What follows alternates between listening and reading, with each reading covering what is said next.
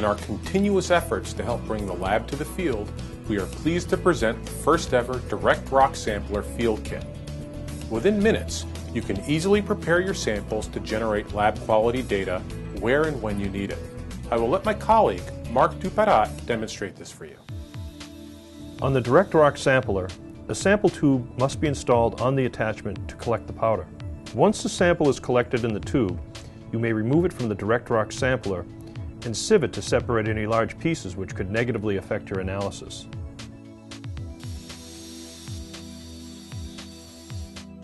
The minimum amount of sample required to press a pellet is 5 milliliters without chips. It's recommended that at least 7 to 10 milliliters is collected to ensure you have enough sample. When you have collected enough sample, shake the sample tube to improve sample homogeneity. You can see here that we now have enough powder to prepare a pellet. Here we have transferred the collected sample from the sample tube to a 250 micron sieve to separate out the large particles. Now we are ready to press a pellet. Assemble the press as outlined in the user's manual and feed the sieved sample directly to the pellet press.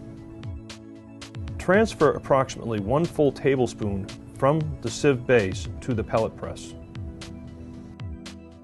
Gently tap the side of the pellet press with the hammer to move the powder to the base of the press. The inside of the pellet tube must be free of powder before the piston is inserted in the press. Skipping this step may result in the piston getting stuck in the pellet press, and it can be very difficult to remove. Gently move the tissue down the tube with the piston. You must make sure the pellet press is on a firm surface. Firmly hold the pellet press as shown. Gently tap the piston with the hammer to further compact the material.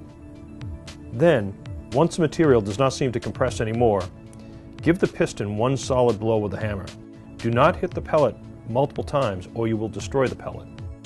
Now you may remove the piston, then loosen the screws to separate the base from the tube so you can remove the sample you just pelletized. Make sure you invert the press so you do not lose your pellet. The stainless steel pellet press must be at least half filled with material for proper analysis. If it is not half full, you must repress another pellet. Now you are ready to analyze the pellet. Place the pellet directly on the Niton FXL or in the Thermo Scientific field-made test stand, and with the analyzer installed, close the lid. You can now enter the name of the sample on the touchscreen of the analyzer for later identification, and then click the trigger to begin your analysis. When you combine the high throughput of our Thermo Scientific Niton XL2 Gold, Niton XL3T Gold Plus, and Niton FXL instruments with the benefits of our sample prep tools, you too can change the way you work. Whether you want more information, have questions about how our equipment can help benefit your company, or would like to schedule an on-site demonstration, please visit thermoscientific.com/Niton.